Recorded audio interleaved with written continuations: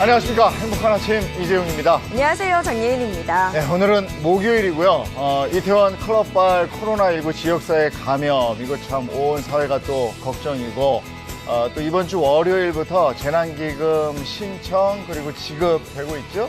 여기에 대해서도 여러 목소리가 나오고 있습니다. 이 얘기 포함해서 잠시 후에 뉴스 이슈 챙겨보도록 하겠습니다. 네, 이어서 오늘 날씨 바로 전해드리겠습니다. 오늘 하늘에는 구름이 꽤 많이 지나겠습니다. 거기다 일부 지역에 따라서는 미세먼지도 말썽을 부리겠는데요. 오늘 강원도와 경상도, 또 일부 충북 지역을 중심으로는 낮 한때 미세먼지 농도 나쁨 수준 예상됩니다. 또 오늘도 대기 건조 소식이 나와 있습니다. 일부 경상북도 지역과 동해안을 중심으로는 건조특보가 내려진 만큼 산불 등 각종 화재 사고 나지 않도록 유의해 주셔야겠습니다. 또 이어서 오늘 기온 보시면 오늘 아침 제법 쌀쌀하다 느끼셨겠지만 낮이 되면서 초여름 더위 지속될 것으로 보입니다. 오늘 아침 최저 기온 8도에서 18도로 출발했고요. 한낮 최고 기온은 22도에서 28도까지 오르겠습니다. 네, 5월 14일 목요일 행복한 아침 지금 시작합니다.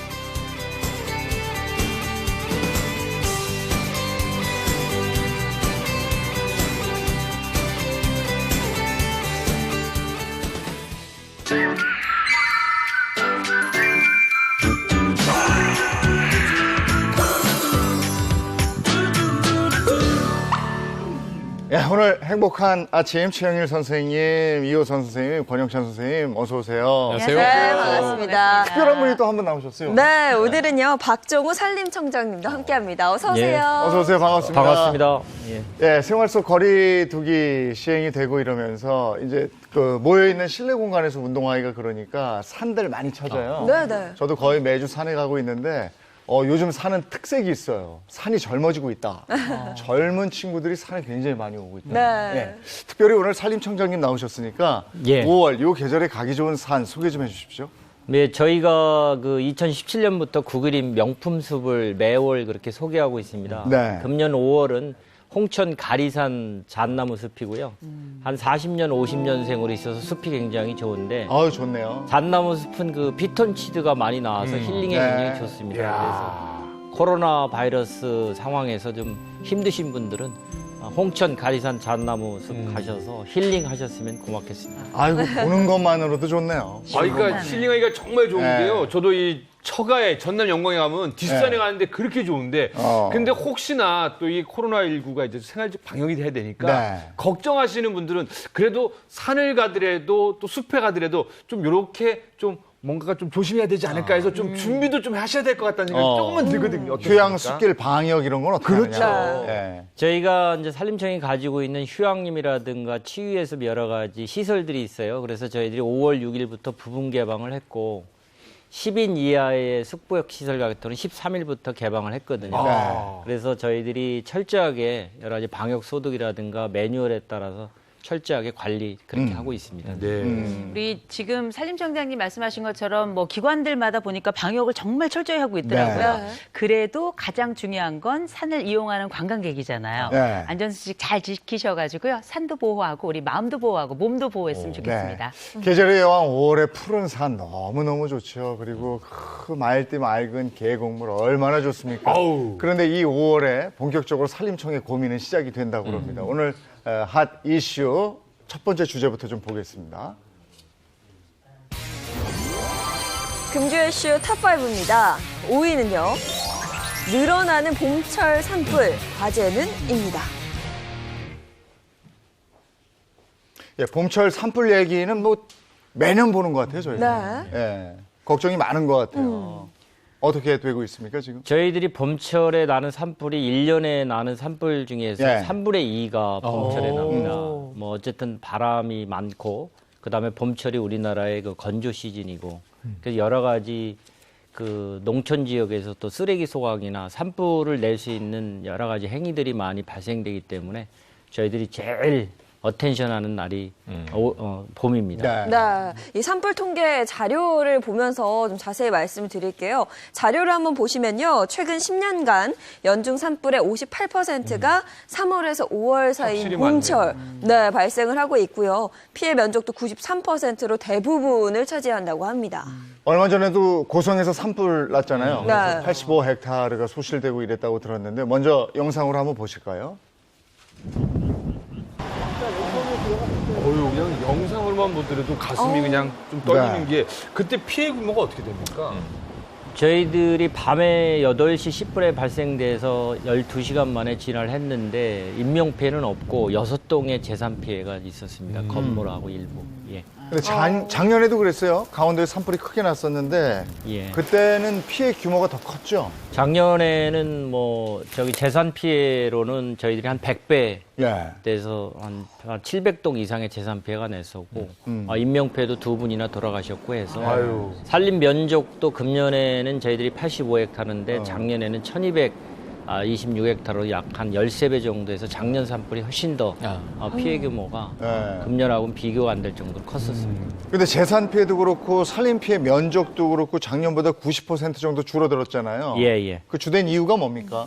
저희들이 이제 몇 가지를 했는데 작년에 이제 대형 산불을 하면서 2000년대 들어와서 재난성 산불이 많이 발생되는 거예요. 그래서 신산불 종합대책을 저희들이 수립을 했습니다. 그래서 제일 먼저 4가지 측면을 말씀을 드리면 부처 간에 각각의 역할들이 있어요. 그래서 네. 가장 이제 각각의 부처가 가지고 있는 특성과 장점을 반영을 해서 그렇게 역할을 좀 명확하게 하도록 했고요. 그 다음에 두 번째로는 저희들이 이제 신산불 대책의 핵심이 이제 계절별 산불인데 이제 겨울 산불은 화세가 세고 살에 굉장히 미끄러워요. 그래서 네. 지상 진화 작전이 굉장히 어렵습니다. 네. 그래서 저희들이 18년도에 삼척에서 투입을 했더니 우리 특수진화대라든가 지상진화에 야간 투입한 사람들이 부상이 너무 많아서 주로 이제 방어선 구축이나 이런 걸 하게 되고 봄 산불은 연기가 많이 납니다. 그리고 약간 그래서 저희들이 이제 지상작전이 가능하면은 밤에도 가능하자 해서 금년도에 그런 것들을 좀 시도를 했고요. 세 번째는 이제 치밀한 공중 지상 진화 작전입니다. 예를 들어서 이제 공중 작전 같은 건 헬기를 저희들이 조별로 편성을 해서 헬기도 그 담수지에 따라서 한 군데로 다 갈 수가 없잖아요. 39대를 투입할 때 그것도 5개조로 편성해서 저희들이 일출과 동시에 이제 그런 작전을 미리 구상을 했고 그다음에 각각의 이제 부처가 가지고 있는 특성들을 좀 반영을 했고요. 과학적이네요. 예.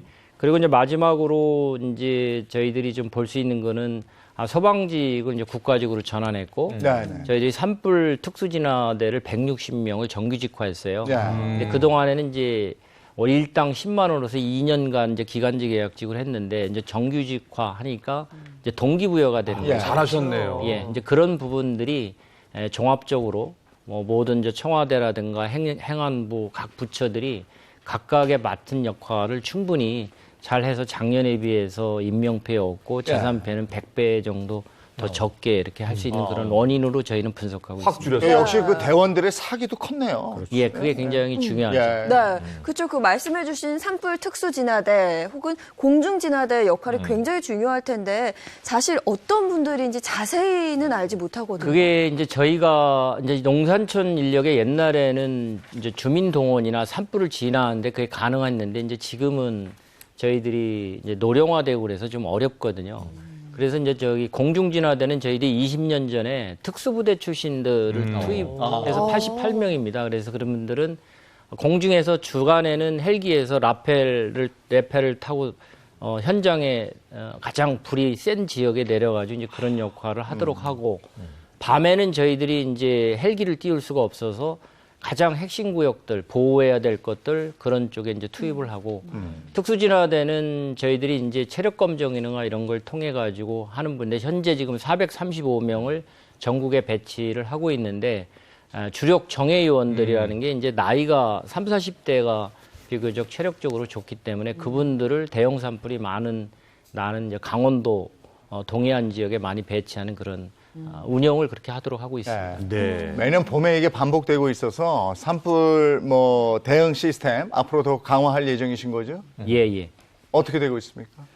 저희들이 작년에 왜 그렇게 산불이 12시간에 진화됐는데 인명피해하고 재산피해가 발생했는가를 보니까 산불이 어떻게 이제 확산되느냐가 이게 굉장히 중요하더라고요. 그렇죠. 그래서 저희들이 국립산림과학원에 산림의 기본적인 정보를 GIS 시스템으로 가지고 있거든요. 뭐 경사도라든가 수종이라든가 침이 없어 소나무가 훨씬 더 산불 확산 속도가 빠르거든요. 야. 그다음에 이제 경사면 남쪽하고 북측, 북사면보다 남측이 건조하니까 더 빠르고 그런 이제 기상 정보를 저희가 가지고 있고 산불이 발생됐었을 때 이제 기상 정보요. 바람의 속도라든가 이런 것들을 같이 매칭을 해서 산불이 어떻게 몇 시간 후에 예측을 해야만 주민을 대피시키잖아요. 그렇죠. 그래서 뭐 노령화 되신 분들, 그다음에 요양원도 요즘은 시골에 많아서 그렇죠. 3시간 전에는 어디까지 간 것이 예측이 되면 그분들을 대피를 시켜야 돼요. 네.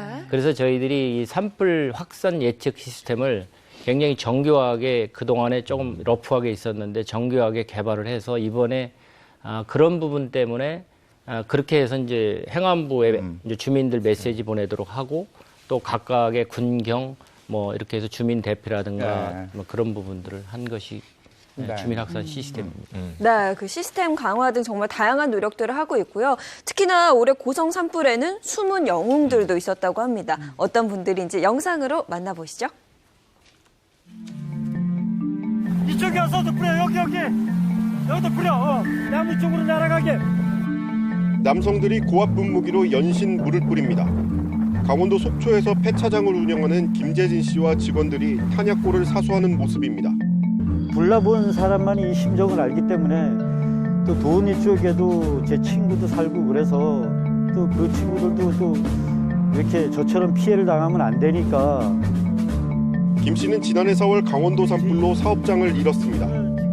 김 씨가 운영하던 폐차장은 아직 복구되지 않았지만 더 이상 자신 같은 피해자가 없어야 한다는 생각이 앞섰습니다. 절대로 이제 산불로 인해서 피해를 보면 안 됩니다. 이제 너무 다들 불쌍한 사람들인다 이거. 1년 전 악몽이 채 가시지 않은 고성 주민들도 농약 살포에 쓰는 장비를 들고 현장을 지켰습니다. 불났으면 당연히 누구나 다 그렇게 할 여건이 되면 하는 거죠. 뭐 그게 뭐 굳이 뭐 남일이고 뭐 내일이 떠나서 그건 공동의 일이잖아요. 주민들의 하나된 마음이 더 큰 피해를 막았습니다. 1년 전에 산불 피해를 입었던 이재민들이 이번에 큰 힘을 보탰는데 이런 일반인들의 도움이 실제로 현장에서 큰 힘이 되는 거죠? 예, 이제 산불 현장에 가면 산불 면적이 크게 되면 저희들 산불 진화차라든가 소방차라든가 그 현장에 동원된 공무원 동원 차량이든가 굉장히 혼잡하고 복잡합니다. 그리고 산불이 진행이 되면 산 중턱만 가도 여러 가지 도로망이나 이런 것들이 완비가 안 돼서 사실은 이제 주민들이 이렇게 가지고 계신 이제 농약 살포기 같은 게 좁은 도로에서 우리가 쓸 수 있는 거거든요. 그래서 사실 이제 그런 쪽의 역할을 해주셔서 이번에 이제 고성 주민들께 제가 굉장히 감사 말씀을 드리고 네. 그런 면에서 이번에 이제 고성 주민들이 일부 이렇게 진화에도 도움을 주셨고 주민 대피나 이런 부분에서 이제 솔선해서 이렇게 많이 이렇게 도와주셔가지고 굉장히 네. 고맙게 생각하고 있습니다. 네. 마지막으로 짧게 당부해주고 싶은 말 있을까요? 그 산불은 뭐 예방이 가장 중요합니다. 근데 우리나라 산불은 이제 미국하고 호주하고 달리 다 인지에 의한 산불이에요. 미국은 그냥 자연적으로 맑은 날에 벼락이 쳐서 나는 산불이 호주 산불이 이런 데 많이 나는데 95%가 사람에 의한 실수입니다. 역으로 이야기하면 예방을 잘 하면 우리가 이런 걸 겪지 않아도 되잖아요. 그러네요. 그래서 국민 여러분께서 그 산에 가실 때 여러 가지 화기물질 소지라든가 이런 부분을 자연을 사랑하고 산을 사랑하는 네. 첫걸음이라 생각하셔서 적극적으로 도와주시고 협조해 주시면 고맙겠습니다. 네. 산에 오시는 분들 요즘 뭐 많이 잘들 지키고 계십니다만 더 잘 지켜서 우리 산 우리가 지켜야죠. 오늘 박정호 산림청장님과 얘기 나눴습니다. 고맙습니다. 고맙습니다. 자, 이번에 다음 주제로 넘어가겠습니다. 금주의 슈 탑5 이번엔 4위입니다. 4위는요. 주민 갑질에 시달린 경비원입니다. 불 꺼진 경비 초소에 흰 국화꽃이 놓였고 유리창에는 입주민들이 적은 손편지가 빼곡합니다. 그 정도로 인사한 사람 없고 청소는 이 아파트 내에만 청소하는 게 아니고 저 밖에 저기까지 다 본인은 너무 무섭고 두렵고 내가 헤쳐나갈 방법이 없다라고. 유가족과 입주민들은 최 씨가 주차 문제로 50대 입주민의 폭언과 폭행에 시달려왔다고 전했습니다. 이중 주차된 차량을 손으로 밀며 주차 공간을 정리하는 최 씨에게 차주가 강하게 항의한 게 시작이었습니다. 허락 없이 차량을 왜 옮기냐며 최 씨를 향해 사태질을 하고 몸을 밀치는 모습이 아파트 단지 CCTV에 찍히기도 했습니다. 오늘 본인이 어디 때리지? 남한테 바꾸는 조직이 못 삽니다. 결국 최 씨가 50대 입주민을 폭행 등의 혐의로 고소했지만 거꾸로 모욕 혐의로 맞고소를 당하기까지 했습니다. 네, 한 아파트 경비원의 극단적인 선택, 이 뉴스가 온 국민들의 공분을 샀습니다. 안타깝고 화나고 이랬어요. 화가 많이 나죠. 네. 우리가 지금 들었던 이야기들이 모두 사실이라면 스스로 갑이라고 생각하는 사람이 질을 해서 갑질을 한 거거든요. 네. 그럴 때 우리가 그때 주민들도 도왔다고 하고 여러 경찰들도 함께 들어갔습니다만 그럼에도 불구하고 입었던 수치심이나 모욕감, 상처가 워낙에 컸던 게 아닌가 싶어서 너무나 속상하더라고요. 네, 저희가 방금 영상을 봤습니다만 정도가 굉장히 심하다라는 생각이 네네. 들어요. 몸싸움이나 폭행, 네. 폭언의 정도도 심한데 지금 10일에 극단적인 선택을 하셨잖아요. 네, 네. 그 엿새 전 4일 날 날아온 좀 문자 메시지에 좀 주목을 합니다. 네. 몸싸움 외에 심리적 가해가 있었던 것 아닌가. 자, 가해자로 지목된 입주민이 보낸 거예요. 휴대폰 문자 메시지를 보면 좀 우리가 보도된 것과 거꾸로 돼 있어요. 예. 당신이 나를 다치게 했다. 그 2천만 원 정도 돈 준비해야 될 거다. 나는 이제 장애 등록해야 된다. 이런 이야기를 하니까 예. 폭행을 당한 사람이 이런 문자를 받으면 심리적 예. 충격이 굉장히 클 것 같다는 생각이 들어요. 내용을 보면 뭐 거의 협박 수준인데. 이게 지금 이번에 나왔던 문자 내용 중에 머슴이란 단어가 나오는데 이 머슴이라고 하는 걸 우리가 단어를 생각해 보면 사람이라는 게 호칭이라는 게 관계를 규정하잖아요. 내가 그 사람을 호칭을 머슴이라고 한다면 나는 그 사람의 주인이라는 얘기라는 거거든요. 그럴 때 이 얘기를 들었던 그리고 그 호칭에 맞춰서 그 사람을 대했을 텐데 과연 그 관계가 얼마나 모욕적이었을까. 그리고 그 당하는 사람 입장에서는 얼마나 그 상황이 힘들었을까 예측이 가능하죠. 저는 좀 한 가지 덧붙이자면요. 사실은 잘못된 인식에서 사실은 저희가 관리비를 내서 경비원분들이 월급을 1700원 모는 건 사실이거든요. 근데 그게 내가 주는 게 아니라 사실은 그분들의 고마움에 대한 정당한 답과 직업이거든요. 그러니까 잘못된 인식인데 특히 머슴이나 내가 또 뭐 어쩌고저쩌고 몸이 아프다 경찰에 신고했다니까 그분을 꼼짝 못하게 하는 습관으로 봤을 때 좀 이분이 갑과 을해서 이런 걸 좀 많이 하지 않았나 한번 저 개인적으로 예측을 한번 해봅니다. 네. 그래서 저는 이 사건에 대해서 정말 화가 나고 이해가 가지 않는 부분이요. 피해자가 폭행을 당해서 코뼈가 부러졌는데 반대로 가해자가 모욕죄로 신고를 했어요. 고소했죠. 그러니까 이게 지금 뭐 맞고소 상태가 된 건데 사실 많은 분들이 공부를 하면서 쓰는 단어가 뭐냐면 적반하장이다. 이런 표현을 많이 쓰시더라고요. 지금 상황에서 지금 피의자로 알려진 분이 했던 여러 나온 정황들을 보면 폭언이나 뭐 폭행이라든지 아니 협박이라든지 뭐 공갈이라든지 심지어는 뭐 지금 올해 나오지 않았던 그 진단서 작년 거를 갖다가 내가 이번에 당신하고 싸우느라고 다쳐가지고 내가 이렇게 됐다. 이게 사실 이 경비업을 해야 되고 생계를 유지해야 되고 딸들에 대한 걱정이 많았던 아버지 입장에서는 이 위협이 얼마나 크게 힘들었을까 싶어요. 맞아요. 입주민이 쌍방폭행이다 이렇게 주장을 했고 지금 말씀하신 대로 후유장애 진단서하고 상해 진단서 두 가지를 제시를 했는데 이게 알고 보니까 지난해 8월 거고요. 글쎄 말이에요. 그러니까 지난해 교통사고를 당해서 목 디스크가 있었던 것 같습니다. 근데 이게 당신에게 폭행당해서 그랬다 그러니까 황당한 상황이 전개된 거죠. 그러니까 숨진 경비원은 그걸 보고 이거 어떻게 해야 되나 얼마나 또 놀라고 경황도 없고 이랬을지 미루어 짐작을 하겠고. 그러니까 보니까 유서에도 남긴 것처럼 억울하다 도와달라 이랬던 거 아니겠어요? 그러니까 이미 극단적 선택을 하기 전에 그 전에 시도가 한 번 있었어요. 그런데 이때는 옥상으로 올라갔는데 문이 잠겨 있었고 주민이 목격을 해서 만류를 하는 바람에 입원까지 시켰습니다. 그래서 그때 어떻게 잘 처리가 됐으면 2차 시도가 없었을 수 있지 않을까 싶은데 억울함이 풀리지 않았고 결국은 이런 안타까운 사망에 이르게 된 거죠. 네, 근데 저는 궁금한 게 왜 경찰들은 뭔가 제대로 된 도움을 주지 않았을까요? 그러니까 뭐 쌍방폭행을 주장하지만 경비원 분의 입장에서는 나는 지금 여러 차례 폭행을 당했고 모욕을 당했어요. 그러니까 지난달 4월 28일에 이미 신고를 했습니다. 그런데 아직 초동 수사가 이루어지지 않았어요. 원래 신고한 피해자를 먼저 불러서 조사하고 경찰이 그다음에 가해자를 불러서 조사해야 되는데 이 극단적인 선택이 있었던 5월 10일까지 10여일 동안 경찰의 조사가 없었습니다. 이게 좀 안타까운 대목이에요. 네. 그러네요. 근데 지금 아파트 입주민들 청원도 계속 이어지고 있잖아요. 네, 맞습니다. 이 가해 입주민을 엄벌해달라는 국민청원은요, 올라온 지 하루 만에 12만 명에 이르는 동의를 얻었고요. 지금 뭐 그거보다 훨씬 넘어섰고요. 한편 해당 아파트 다른 입주민들은 고인과 함께한 1년 6개월을 기억한다. 억울한 전말을 밝혀달라는 내용의 탄원서를 준비 중이니까 이 경비 아저씨가 워낙 또 인덕이 있었는데 또 그 가해자라고 되신 분은 또 뭔가 좀 주민들 간의 문제도 좀 있지 않았나라는 생각을 해봅니다. 그러면 현재 수사는 진행 중에 있는 거예요? 사실상 지금 이 입주민이 출국 금지를 당했어요. 이거는 경찰이 강제 수사에 돌입했다는 걸 의미하는 겁니다.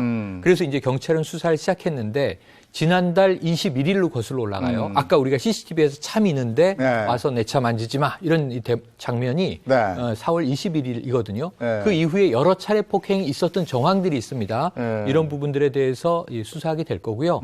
지금 이 경비원 분 측의 주장은 코뼈가 부러지는 폭행까지 당했다는 거니까 이건 병원 입원 기록이나 진단서를 통해서 확인할 것으로 보여집니다. 제가 좀 안타까웠던 건 이번에 그 뭐 폭행이라든지 폭언이라든지 또 이런 문자와 같은 걸로 받았던 내용들을 보면 사실상 이분이 고통 속에 있었고 거기에 따라서 1차 극단적인 선택의 시도가 있었단 말이에요. 그리고 나서 이번에 안타까운 결과를 보게 된 건데 그 사이에 심리 지원이 왜 안 들어갔을까? 그 사이에 그 위기 상황에서 그 상황이면은 사실은 긴급하게 상담이 들어갔어야 되는 거거든요. 심리적으로 붙잡아줄 필요가 있었는데 이런 부분이 좀 아쉽고 많이 좀 속이 상하더라고요. 근데 폭행한 입주민은 지금 쌍방 폭행이라고 주장하는 거 아니에요? 그러니까 지금 우리가 아직 팩트가 다 확인된 게 아니니까 양쪽 입장을 다 들어본다면 가해자로 지목된 입주민은 지금 주민들과 이 경비원 측 또는 일부 언론이 지금 좀 과장된 주장을 하고 있다. 쌍방 폭행은 있었지만 지금 이제 주장되는 내용이 다 사실이 아니다라고 하는 입장이에요.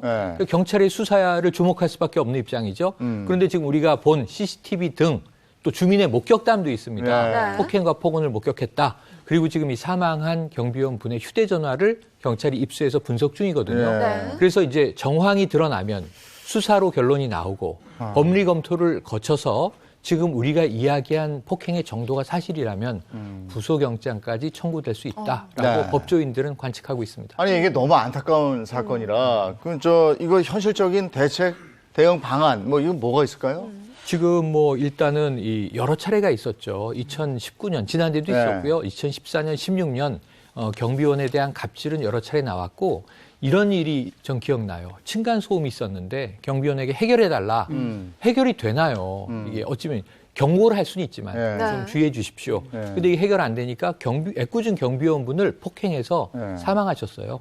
이 경우에는 지금 징역 18년의 중형이 최종 선고가 되기도 했습니다. 이게 우리가 보통 지금 경비업을 하고 계신 분들의 연령층 보통 고령이에요. 어쩌면 내 남편의 미래고 그리고 뭐 저희 오빠도 이번에 이제 얼마 있으면 이제 퇴직을 하는데 경비를 한번 지원해 볼까 이렇게 생각을 가지고 있더라고요. 그런데 우리가 요새 임계장이란 말이 잘 알려져 있잖아요. 임시 계약직 노인장이라고. 이건 뭐냐면 구조적으로 이분들이 가지고 있는 신분, 사회적 신분이나 직업적 신분 자체가 굉장히 위태로운 거거든요. 이런 좀 안정성을 좀 귀해 준다면 그리고 지금 현재 있는 그 경비업 자체의 그 역할 자체가 대단히 약간 법이 두 개가 중복돼 있어서 조금 모호하거든요. 이 부분이 조금 더 구체화된다면 이분들에 대한 대접도 좀 달라지고 스스로 울타리가 분명하니까 넘어야 될 것과 넘지 말아야 될 것이 좀 더 선명해지잖아요. 그런 구조적인 조치가 좀 필요하지 않을까 싶습니다. 인간관계나 사회 구조가 많이 그래도 괜찮아졌다고는 하지만 아직도 갑을관계로 규정지어지는 것들이 상당히 많습니다. 근데 사실은 파트너십이거든요. 그럼요. 그 사람의 역할이 필요하고 또 다른 사람의 역할이 필요하고 그래서 그 필요한 역할들로 이어져 나가는 게 우리 사회 구조인데 이걸 갑을 해서 갑질을 한다는 건 정말 말도 안 되는 너무나 안타까운 사건이 일어났습니다. 자, 다음 주제로 가죠. 금주의 이슈 탑5. 3위 보겠습니다. 재난지원금 실수 기부 주의입니다. 부모님이 실수로 기부를 누르셨다. 젊은 사람들도 헷갈리게 만든 것 같다며 공감하는 댓글이 이어졌고 카드사 상담센터에는 기부 취소 문의가 빗발쳤습니다. 기부 금액에 마치 자기가 재난지원금을 신청하는 금액으로 잘못 이렇게 해서 하다가 이게 뭐지 해서 다시 확인하고 그렇게 해서 다시 했어요. 기부란이 있는 줄도 모르고 신청을 마친 시민도 있었습니다. 그럼 저는 기부되는 거예요? 만약에 기부 항목에 전체 기부로 체크하셨다면 기부가 될 수 있죠. 그럼 저는 재난지원금을 못 사용하는 건가요? 그렇죠. 확인해 봐야겠네요. 절 몰랐어요. 기부를 유도한다는 비판이 일자 정부는 또 당일 기부를 취소하지 못하더라도 나중에 주민센터를 통해 수정이 가능하도록 하겠다고 밝혔습니다. 신용 체크카드 온라인 신청 월요일 11일부터 시작이 됐는데 그게 같은 날에 있었다고 그래요. 네. 이렇게. 그죠? 그래서 잘못 눌러서 내가 기부 의사가 없는데 그 지역사회 발전을 위해서 내가 쓰고 싶은데 기부가 돼버렸다는 거잖아요. 그러니까 원래 처음 방침은 그거를 신청 안 하면 기부를 하겠다라는데 이게 있으니까 헷갈린 거고요. 그러니까 재난지원금 관련 댓글들이 제 얘기가 아니라 시민들의 댓글입니다. 재난지원금 관련 댓글이 어떻게 보면요. 신청 페이지 화면에 속아서 기부했다. 정정했어요. 국민 우롱하지 말고 기부란 삭제하라. 강제 기부천사 된 거야? 이런 댓글이 달려 있습니다. 그러니까 속아서 기부했다, 뭐 강제 기부천사가 됐다 이런 얘기를 왜 하는 거죠? 잘못 누른 거죠? 이 신청 홈페이지에 들어가 보시면 쉽게 하실 수 있습니다. 꼼꼼하게 보면 보이는데 우리가 귀찮아하는 게 있어요. 약관, 동의, 뭐 개인정보 이용에 동의하십니까? 그거 다 동의해야 다음으로 넘어가는 걸 알잖아요. 동의 하는데 끝에 기부, 동의. 기부, 동의 하고요. 그 다음에 이제 금액을 쓰는 게 있어요. 금액, 내가 받는 지원금 얼마. 그다음에 기부 금액이에요. 그 칸은. 근데 내가 받는 지원금 그대로 적는 거예요. 그럼 총액 기부가 되는 거예요. 그리고 다음 페이지로 넘어가 버리게 됩니다. 여기서부터 문제가 생깁니다. 그걸 페이지를 달리하면 됐는데 그거 같이 나와 있으니까. 그러니까 사실은 제 나이 때만 하더라도 뭔가 안 보이면은 이렇게 안경을 들고 이렇게 보게 되는데 사실 잘 안 보게 돼요. 그러다 보니까 이게 설마 재난지원금인데 긴급인데 거기에 기부가 있을까라고 생각하고 동의를 어르신들이 많이 누르신 거예요. 그러면 지금은 이제 기부한 거를 잘못했으면 취소할 수 있는 거예요? 원래는 써 있는데 기부하시면 취소할 수 없습니다. 이렇게 써 있어요. 그런데 이렇게 많은 분들이 실수로 기부했다, 강제 기부 천사냐, 뭐 볼멘 소리가 나오는데 그 실수로 기부한 거를 바로 잡아줘야 되지 않겠습니까? 바로 잡는 절차가 시작이 됐고요. 그러니까 쉽게는 홈페이지에서 다시 취소하는 게 제일 좋고 그 버튼이 지금 만들어진 곳들이 나오고 있습니다. 아니면 콜센터로 전화해서 실수로 내가 기부를 눌렀으니 원복해달라 이렇게 절차를 통해서 갈 수 있고 당일 취소만 된다고 했는데 당일 취소가 되나요? 그것도 하루 늘렸죠. 일하다 보면 늘렸습니다. 이제 취소하실 수 있고 만약에 온라인 취소가 안 된다 주민센터 가서 바로 잡으실 수도 있습니다. 걱정하지 마세요. 이게 긴급 재난지원금은 지원금을 어떻게 준다 뭐 한다 할 때부터 지금 복잡하고 어려웠죠. 이게 주고 욕먹으면 안 되는 거거든 사실은. 근데 어쨌든 지금 결국 이제 재난지원금 신청을 했는데 본인도 모르게 기부가 됐다가 이걸 다시 취소한 그런 분이 전화로 연결이 되어 있습니다. 한번 전화 인터뷰 한번 해볼게요. 여보세요? 네, 여보세요? 예. 이번 주 월요일에 재난 지원금 신청을 하셨다고 들었어요. 어떻게 된 겁니까? 네, 제가 신청 첫날에 해당 오부제 해당이 돼서 월요일 아침 7시부터 신청을 하게 됐죠. 일찍 하셨어요. 근데 보니까 같은 화면 안에 수령과 기부가 같이 있었어요? 네, 그럴 거라고 생각을 제가 못하고 시작했죠. 그렇죠. 그게 좀 헷갈리게 돼 있던 모양이에요. 부자마자 기부예요. 네, 제가 이게 출근 준비를 하면서 좀 정신없이 좀 허둥지둥하기도 했지만 이제 쉽게 핸드폰 인증만으로 조회가 돼서 뭐 가족 수라든지 금액이 이렇게 화면에 뜨더라고요. 그래서 이제 마지막 신청 칸이 이렇게 금액을 치게끔 해서 비어 있었는데 거기에 전 당연히 이제 제가 받을 금액을 넣어서 확인을 눌렀는데 그게 기부가 돼버린 거죠. 혹시 1인, 2인, 3인, 4인 가족 중에 어떻게 해당되세요? 네, 전 4인 가족입니다. 한 가족. 그러면 40만 원 받을 수 있는 거죠? 아니요, 4인 가족. 4인 100만 원. 4인 가족. 그럼 100만 원 받을 수 있는 건데. 네, 그러면 100만 원에 그냥. 내가 이거 다 기부가 됐네. 어떻게 하셨어요? 그게 팝업창이라도 한번 떠서 기부를 하시겠습니까? 뭐 정확하게 입력을 하셨습니까?라고 물어만 봤어도 어디 취소를 눌러서 다시 한번 읽어보고 했을 텐데 그런 거 없이 그냥 확인을 누르니까 기부가 완료되었습니다. 이렇게 뜨더라고요. 세상에. 기부가 완료되었습니다가 떴어요. 그 창을 보고 놀라셨겠어요. 너무 깜짝 눈이 이만해졌어요. 아니 근데 그때는 이거 한 번 하면은 취소가 안 됩니다라고 거기 써 있다면서요. 네. 그래서 더 당황하셨겠네요. 너무 놀랐어요. 손이 막 덜덜 떨렸어요. 아이고. 그러죠. 아니, 그래서 그 다음에 어떻게 대응하셨어요? 취소도 안 된다고 써 있었는데. 이제 제가 너무 시작부터 이제 신청을 하고 취소를 알아보다 보니까 네. 검색창이나 이런 데 기부 취소나 기부 변경 이런 걸 검색하니까 내용이 아무것도 안 나오는 그렇지. 거예요. 그러니까. 네, 그래가지고 콜센터를 통해서 이제 여쭤보려고 9시까지 기다렸죠. 네. 온갖 생각을 다 하면서. 그래서 제가 카드사를 일단 먼저 전화를 9시 땡 하자마자 전화를 드려서 문의를 드렸더니 그게 이제 기부를 취소하는 게 불가능하다고 안내를 해주시더라고요. 그러게 초반에는 그랬대요. 네, 그때만 해 첫날만 해도 그랬었나 봐요. 그래서 행안부에 제가 또 전화를 행안부에 했더니 거기서는 또 이제 카드사 쪽에 혹시 문의를 해보셨냐고 아직 지침상으로는 기부 취소는 안 되는 걸로 그렇게 자기들 지침을 내려왔다고 그렇게 말씀하시더라고요. 그래서 그 다음에 그래서 너무 당황스러웠죠. 일단은 기부가 됐나 보다. 나는 이제 15%인가 그 연말 정산 때만 혜택을 받겠구나 그렇게 생각을 했죠. 아이고 돌이킬 수 없구나 이렇게 생각했어요. 네. 근데 어쨌든 취소하신 거죠? 네, 취소는 이제 한 12시쯤 이제 콜센터에서 다시 저한테 연락을 주셔가지고 이제 안정적으로 취소가 됐으니까 걱정하지 말라고 그렇게 말씀해 주시더라고요. 그러면 저 주위에서 이런 실수하신 분들 사례를 들은 적이 있으세요? 본인 사례 말고? 너무 많더라고요. 너무 많아요. 저는 그래도 다행히 일찍 이제 시작해서 일찍 수습이 됐는데 이제 좀 어중간한 시간에 신청을 해가지고 당일날 취소를 못하신 분들이 또 많이 계시더라고요. 그렇구나. 네. 그 직장 다니시는데 이거 아침에 하고서 직장에 일이 손에 안 잡혔겠네요. 그렇죠. 그러면 저 행안부 전화하셨을 때 저 장관 바꿔주세요 이러지 그러셨어요? 국민청원 올리려고 했어요. 국민청원. 저 재난지원금 어디다 쓰실 계획이세요? 제가 지금 7월 말에 셋째 출산 예정이라 가지고요. 그러시군요. 네, 그 출산 준비할 때 사용하려고 지금 생각합니다. 4인 가족 100만 원 큰 거예요. 그죠? 엄청 크죠, 엄청. 그걸 본인의 뜻과 다르게 기부할 뻔했어요.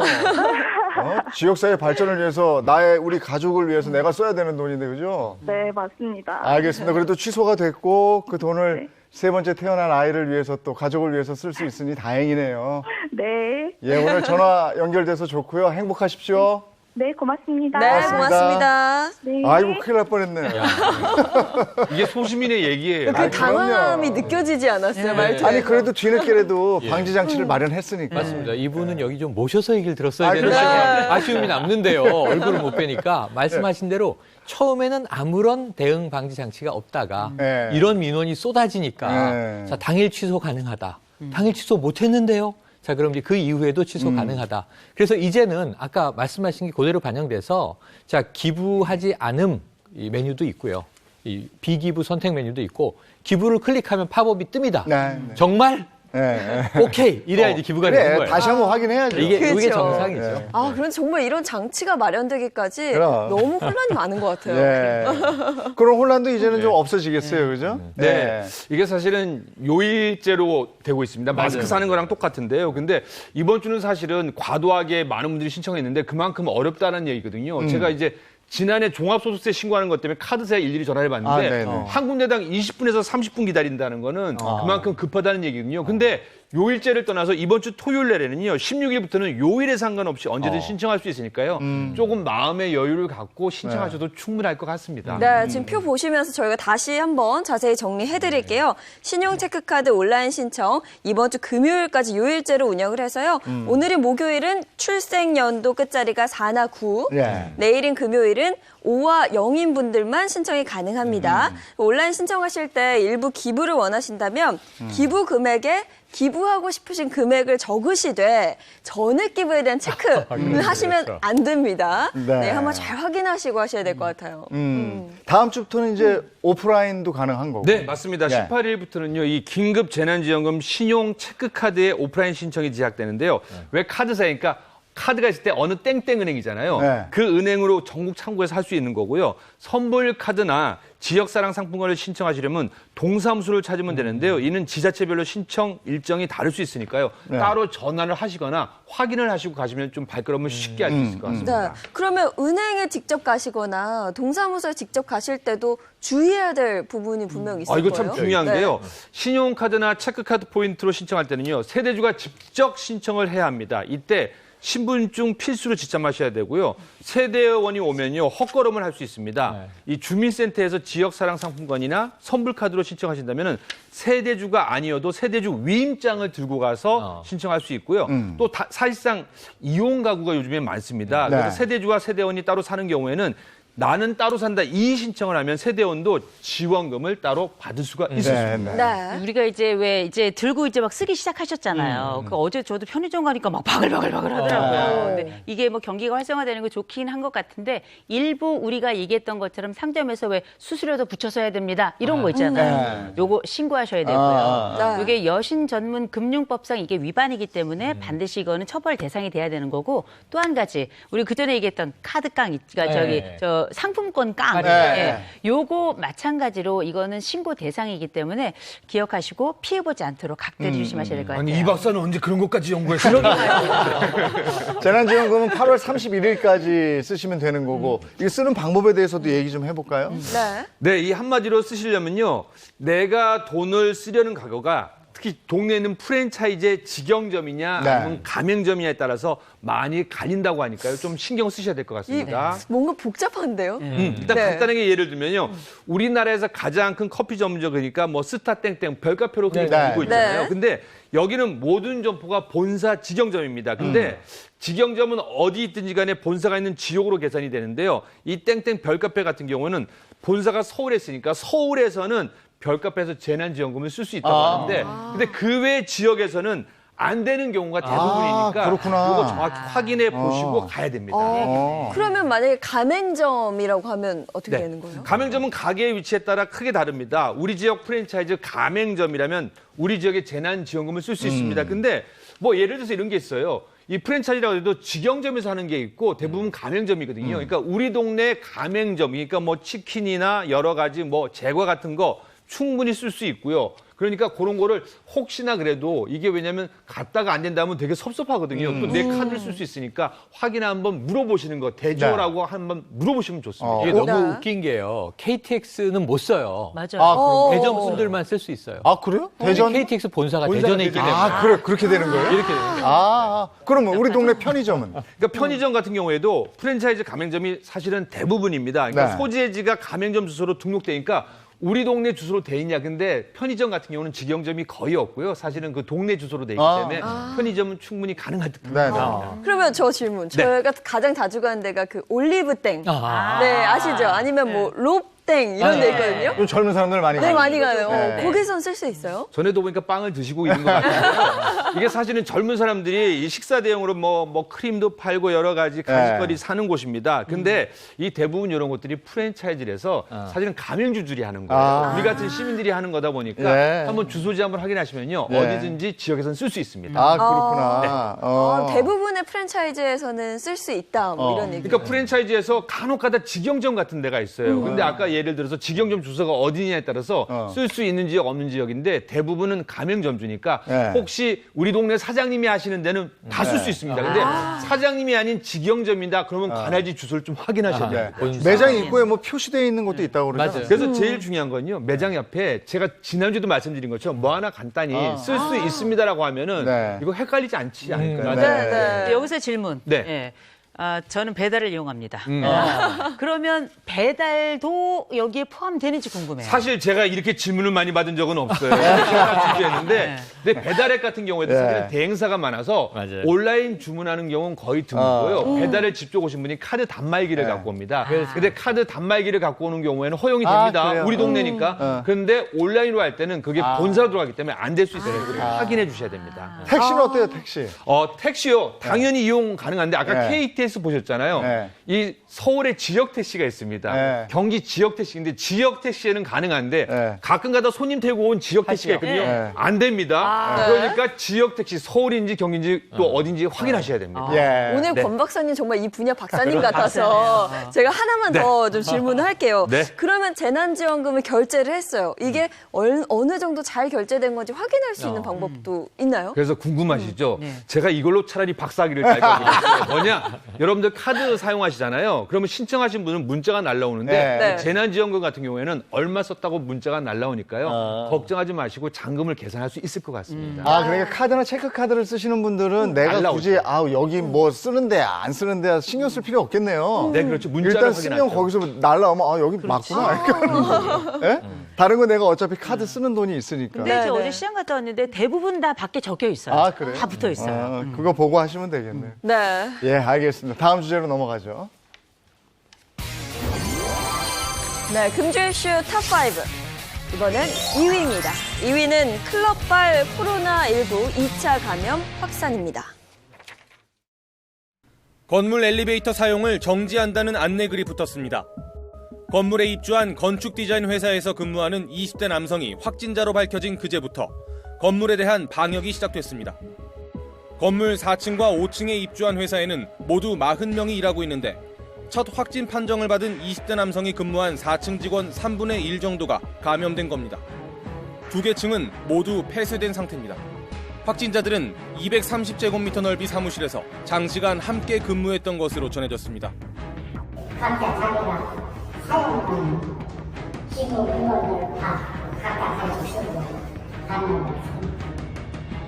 전부 다 거의 대부분이죠. 보통 평균 8시간에서 길면 10시간 그 정도. 이 같은 근무 환경이 빠른 전파의 원인이라는 분석이 나옵니다. 밀폐되어 있는 환경, 접촉자들이 좁은 공간 안에 있어서 그런 비말이나 이런 게 잘 전파되거나 이런 환경에 처했으면 전파가 많이 일어나는. 건축 디자인 회사에서 확진 판정을 받은 20대 여성의 가족이 일하던 수원 장안구청 민원실은 어제 하루 임시 폐쇄되기도 했습니다. 여성의 가족은 음성 판정을 받고 자가격리 중이고 민원실은 오늘부터 정상 운영됐습니다. 사회적 거리두기에서 생활 속 거리두기로 또 우리 아이들도 이제 학교에 가는구나 하고 어느 정도 안심할 만했더니 지역사회 감염이 또 빵 터져버렸어요. 바로 이제 황금 연휴가 네. 문제였죠. 네. 부활절도 총선도 넘겼는데 황금 네. 연휴에 특히 이태원 클럽에 모였던 젊은 층. 네. 지금 약 일주일 정도 됐거든요. 오늘 아침 기준 최소 120명이 누적 확진자입니다. 네, 네. 이태원 클럽 8. 그런데 이게 2차, 3차 감염으로 늘어나는 게 문제예요. 네. 예를 들면 관악구에 있는 청년이 클럽 다녀왔고 도봉구에 있는 20대 청년과 만나서 옮기고 이 청년은 코인 노래방에 갔는데 마침 그 시간에 왔던 10대 청소년이 감염되고 3차 감염 갔고요.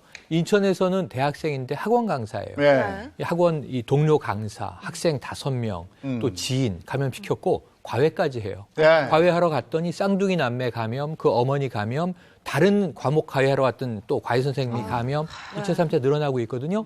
지금 계속 확진 늘어나고 있고 여기다 더해서 이게 처음엔 용인시 66번 확진자가 슈퍼 전파자냐? 네. 아닌 것으로 확인됐습니다. 초발 감염자가 여럿이 있는 거예요, 확진자들이. 그래서 지금 전혀 가지 않았던 여러 클럽에서 다발적으로 나오고 네. 홍대 주점에서도 나오고 있습니다. 아, 참. 홍대 주점 관련해서도 확진자가 4명이고요. 앞서 네. 말씀해 주신 것처럼 이태원 클럽 관련해서는 120명의 최소 120명. 오늘 확진자가 현재. 지금 발표가 됐습니다. 아니 근데 일이 벌어졌어요. 네. 이거 어떻게 봐야 됩니까? 제가 볼 때는 왜 이렇게 청년층에서 경각심이 좀 떨어질까 네. 좀 고민해봐야 될 것 같은데 우리가 지금 청년들도 확진됐다는 얘기를 우리가 그 전에 한참 코로나 난리일 때도 우리가 듣긴 들었지만 사망에 이르렀다는 얘기를 아마 잘 듣지 못해서 이게 청년들에겐 잘 위험하지 않다 뭐 이런 루머들이 막 도는 것 같은데 얼마 전에 많이 들으셨죠? 일본의 20대 스모 선수가 코로나로 사망을 했고요. 네, 네. 더군다나 뭐 잘 아시는 것처럼 실제 우리가 혼자 걸리는 문제가 아니라 지금처럼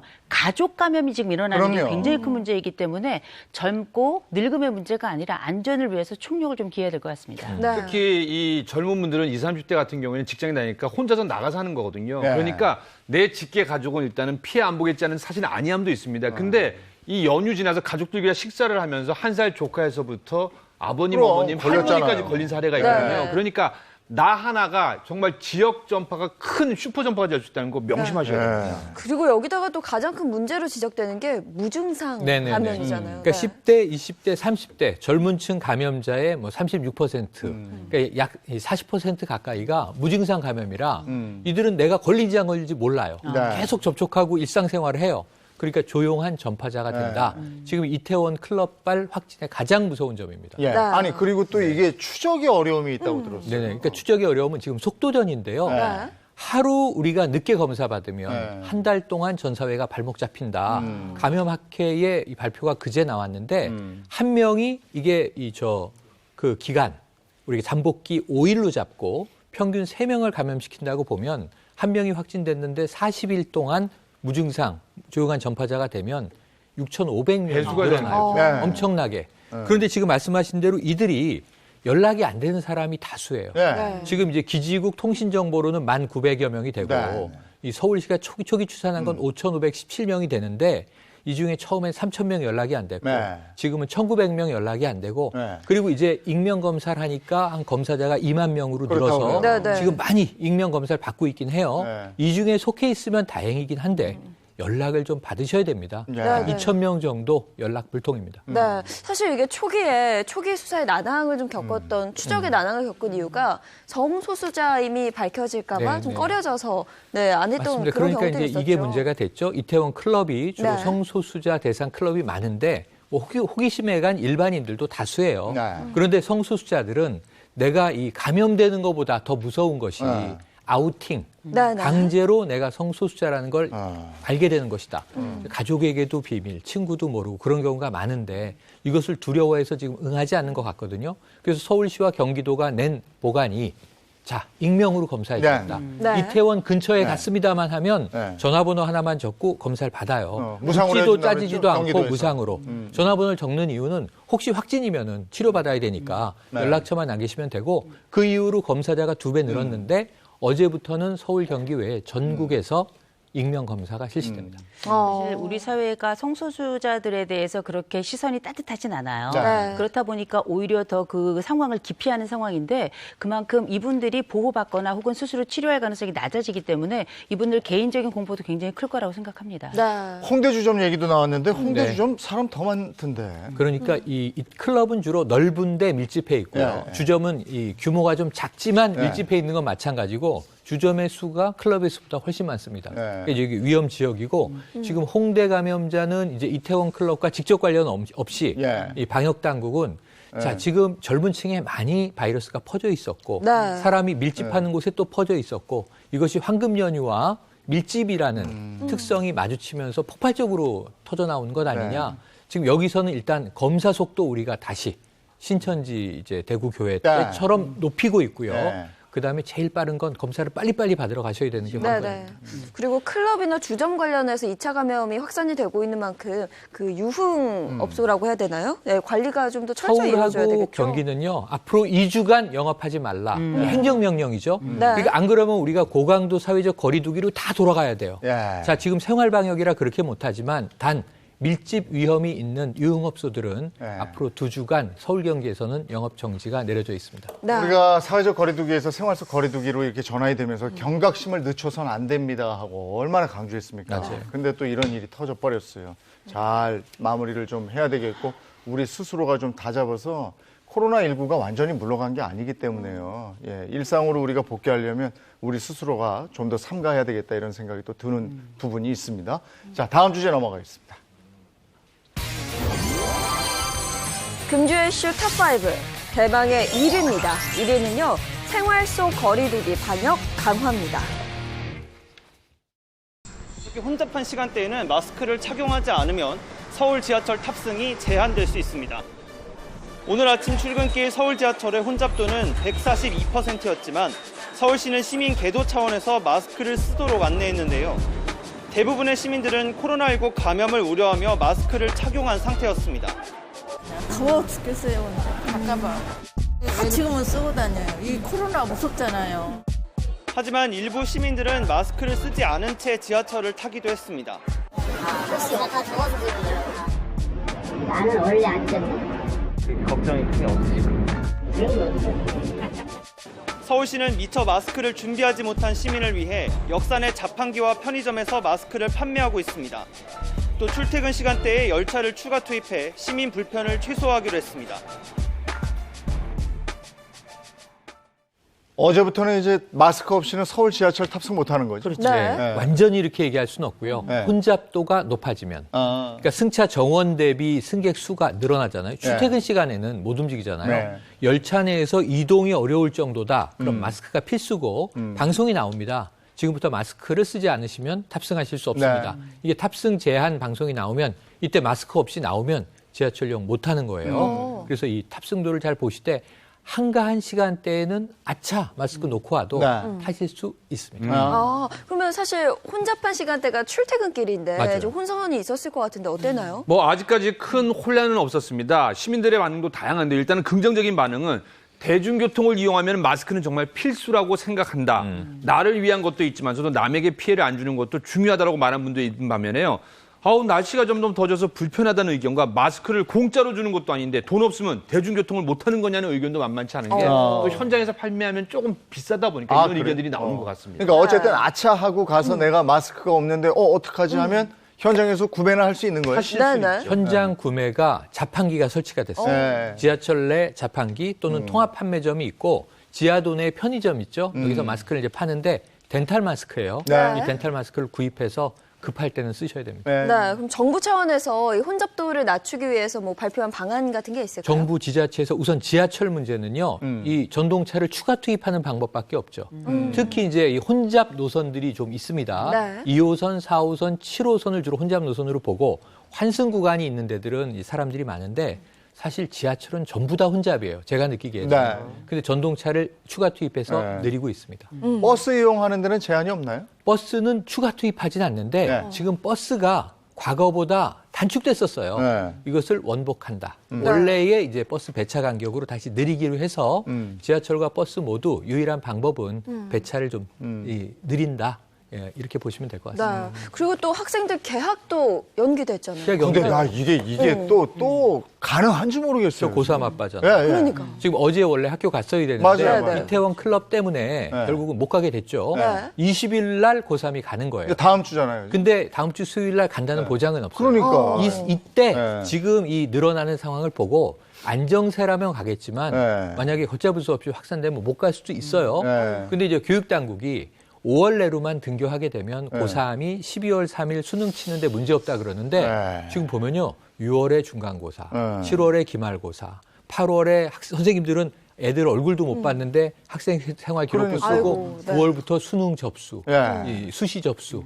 그러면 어떻게 되나 싶어요. 교육계가 진짜 걱정인데 그리고 생활 속 거리두기도 이게 사실 식당이나 사람들 밀집돼 있는데 다 나와 있으면 지키기 어렵단 말이죠. 사실은 식당 같은 경우 뭐 점심때나 맛집 같은 경우에는 1m 떠날 수 있는데 그것도 사실은 또 다닥다닥 붙는 경우가 많고요. 특히 엘리베이터 같은 경우는요. 1m 하려면 양 각쪽으로만 서 있는 최근에 그런 풍경이 나오거든요. 그러니까 이게 쉽지만은 않은데 또 동참하려는 노력은 또 필요한 것 같습니다.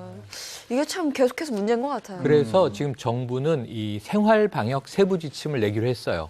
생활 속 거리두기, 생활 방역으로 넘어오면서 31개 세부 지침이 이미 나온 바가 있어요. 그중에 핵심은 뭐 4가지인데 우리가 다 아는 겁니다. 아프면 사나흘 쉬어라, 손 씻기 계속해라, 마스크 써라 등등이 있는데 자 문제는 어쨌든 앞으로 더 세분화된 지침들을 계속 공개한다고 하니까 정부 지침에 꼭 따라주시기를 당부를 드립니다. 요거 해외 사례인데 요거 볼 시간 있나 모르겠네. 요거 저 미국 건데 잠깐 볼까요? 재택 방송이 일상이 된 미국에선 반려견들이 불청객이 되고 있습니다. Maple, can you stop just for a second? 3, 2, 1. More cold air. 3, 2, 1. 집에서 생방송 중이던 기상캐스터를 당황시킨 것도 반려견이었습니다. The maps aren't going to move because he just whacked the computer with his head. So let me just verbalize the forecaster. 급기야 카메라를 가려버리는 대형 사고까지 냈지만 시청자들은 코로나19 관련 부정적인 뉴스들만 계속되던 와중에 유쾌했다는 반응을 보였습니다. 재택 뉴스 하는데 이런 일이 있었습니다. 코로나19로 참 여러 가지 일이 있습니다. 요 유쾌한 영상이라 저희 시간 없는데 바로 보여드리겠습니다. 고맙습니다. 고맙습니다. 자, 이제 우리 주택 문제 얘기를 좀 해볼까요? 요즘 우리 청년들 그 주택 빈곤층으로 전락하는 청년층이 많다 이런 얘기도 있고요. 네, 굉장히 안타까운 소식인데요. 최근에는 다행히 이런 문제를 해결할 공간이 생겨났다고 합니다. 어떤 내용인지 영상 보고 오시죠. 1,000만 인구가 모여 사는 대한민국 수도 서울. 이곳은 높은 인구 밀도만큼 다양한 주거 형태가 공존하는데요. 서울 집값이 25주째 오르고 있습니다. 새학기를 앞두고 대학가마다 집 구하기 전쟁이 시작됐습니다. 자취하는 학생들이 너무 비싼 임대료 때문에 아르바이트로 내몰리는 현실. 천정부지로 치솟은 서울 집값. 덕분에 대학 진학과 취업으로 살 곳이 필요한 청년들은 열악한 환경에 내몰리며 주거 빈곤을 겪고 있습니다. 방음이 잘 안 되니까 처음에는 통화 소리 이런 것도 들린다는 생각 때문에 좀 그런 게 좀 불편했어요. 생활의 불편함과 높은 월세를 감당해야 하는 청년들. 이들에게 보다 현실적인 대안은 없는 걸까요? 한편 입구에서부터 철저한 보안 검사를 실시하는 이곳. 아침부터 많은 사람들의 발길이 이어지고 있는데요. 경기도 화성에서 왔어요. 전라북도 익산이요. 광주에서 왔어요. 경남 의령군이라는 되게 작은 동네에서 왔어요. 전국 각지에서 끝도 없이 모이는 이삿짐 행렬. 한 번 옮기고, 2번 옮기고, 마지막으로 한 번 더 옮길 정도로 짐이 많은 사람도 있는 걸 보니 여기가 어떤 곳인지 궁금해지는데요. 여기가 어디예요? 저는 여기 장학관 입주생이어서 오늘 입주하게 됐습니다. 용산은 장애 발매수 문제로 오랜 시간 사회적 갈등이 있어 왔습니다. 그래서 이 공간을 국민들께 돌려드리고자 농촌 학생들을 위한 장학관으로 조성하게 되었습니다. 공익적 용도로 운영하고 있기 때문에 이용료가 일반의 3분의 1 수준이고 학생들이 더욱 깨끗하고 안전한 환경에서 생활할 수 있도록 지속적인 관심을 기울이고 있습니다. 만약에 이걸 안 하시면은 무단해박으로 처리가 돼서 벌점이 부러질 수도 있으니까 꼭 지켜주시고.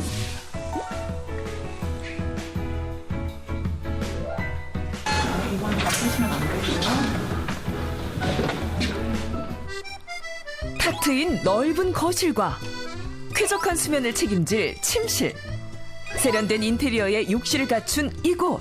그중에서도 가장 마음에 드는 건 서울 시내가 한눈에 들어오는 전망 좋은 집이라는 건데요. 자취했을 때보다 일단 저렴한 가격에 기숙사 같은 안정성과 함께 또 뷰도 좋고 이렇게 좋은 시설을 이용할 수 있다는 점에서 기숙사와 자취의 장점을 모두 옮겨놓은 곳이 아닌가라는 생각이 듭니다.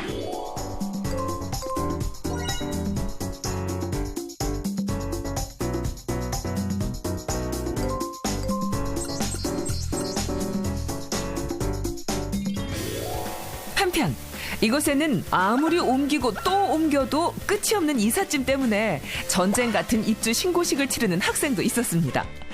방 안 가득 어지럽게 널려있는 옷가지의 주인공. 그건 바로 한날 한시에 태어나 부푼 꿈을 안고 상경한 쌍둥이 자매인데요.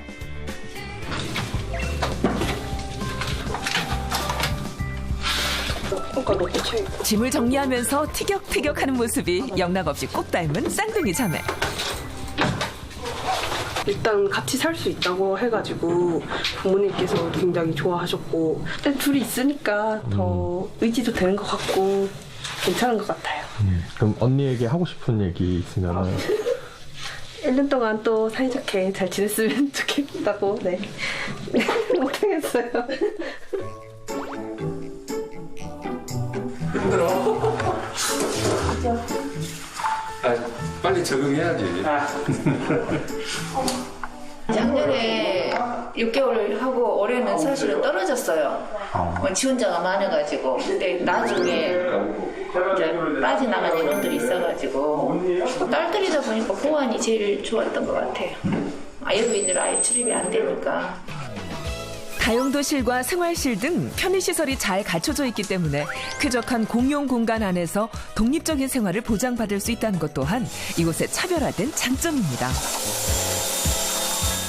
장학관 들어오기 전에는 뭐 쉐어하우스에 살기도 했고 학교 기숙사나 외곽에 있는 장학관 기숙사에도 살기도 했는데요. 친구들과 같이 살면서 뭔가 불편한 점들도 있었고 그리고 비용적인 측면에서 훨씬 더 비싸서 이 모든 단점들을 커버할 수 있고 장점이 많은 장학관인 것 같습니다. 거부할 수 없는 장학관의 매력. 이곳에서도 발견할 수 있습니다. 매끼 제공되는 푸짐한 한 끼가 단돈 2,500원. 이거 믿어지시나요? 영양 가득한 한 끼를 먹으며 집밥에 대한 그리움을 달래는 학생들.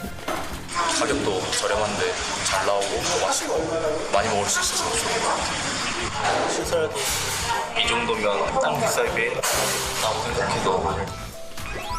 특히 요즘은 온라인 개학으로 인해 대부분의 학생들이 장학관에서 많은 시간을 보내고 있는데요. 발표 진학하겠습니다. 그런 전시 공간을 꾸며도 될까 생각을 했고요. 그리고 여기 아무래도 여기 되게 조용하게 책 읽기도 좋고 수업 듣기도 좋아가지고 학교 기숙사 있을 때는 지어진 지 오래돼가지고 사용하기도 좀 힘든 점이 많았었는데 여기는 되게 깨끗하고 시설들이 이용하기 편리해서 전 자주 이용하고 있습니다. 같은 날 같은 방에 입주하며 부쩍 친해진 학생들. 낯선 타지에서 나와 닮은 친구를 보며 그들은 서로에게 어떤 인상을 받았을까요? 그래서 이상 없어요. 진짜 처음 딱 봤을 때부터 새내기스러운 거예요. 너무 약간 풋풋한 느낌? 항상 들떠있는 느낌? 이 친구 밝다. 말을 했는데 안녕하세요 했는데 말투가 경상도여가지고 애가 또 경상도 사람이구나. 그러니까 공통점이 있겠구나 하면서 쉽게 친해질 것 같은 느낌 딱 들었었어요. 서울에서 보내는 타지 생활. 낯선 공간이 주는 어색함과 새로운 미래에 대한 기대감에 만감이 교차하는 마음은 부모님 또한 마찬가지입니다.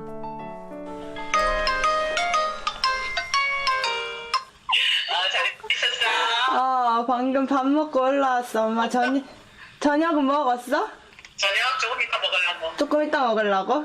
알바 끝나고 왔다가 과제하기 전에 생각나가지고 얼굴 보려고 전화했지. 지내는 거는 괜찮고 거기? 아니 시설이나 이런 거 없나? 시설은 좋은데 집에 좀 가고 싶기는 해. 넌 잘 챙기고 몬자석들도 잘하고 잘 지낸다 해서 다행이기는 하다. 알겠어 엄마 사랑해. 끝낼게. 밥 챙겨 먹고. 바이바이. 경남에서 여기까지 공부 하나 때문에 올라온 거잖아요. 정말 하고 싶은 꿈이 있고 이루고 싶은 목표가 있으니까 그걸 항상 생각하면서 가족들이랑 멀리 떨어져 있어도 내가 여기 온 이유는 정말 많은 걸 배우고 그만큼 배운 걸 바탕으로 좀 더 나누는 삶을 살고 싶거든요. 부푼 꿈을 안고 찾아온 서울에서 가족의 품이 그리워질 때도 있습니다. 하지만 이루고 싶은 꿈과 앞으로 나아갈 미래를 떠올리며 오늘도 환한 미소로 하루를 마무리하는 청춘들에게 따뜻한 말 한마디 건네보는 건 어떨까요? 힘내라 청춘, 당신의 꿈을 응원합니다. 요즘엔 아침에 옷 입고 나갈 때 아침에 맞출까 오후에 맞출까 모르겠어요. 아침엔 쌀쌀하고 오후엔 또 막 덥고. 맞아요. 네. 이런 큰 일교차에 대비할 수 있는 옷차림하고 오늘 외출하셔야 될 것 같고요. 저희는 내일 아침 8시 더욱 알찬 내용으로 돌아오겠습니다. 행복한 아침, 행복한 하루 되십시오. 고맙습니다. 고맙습니다.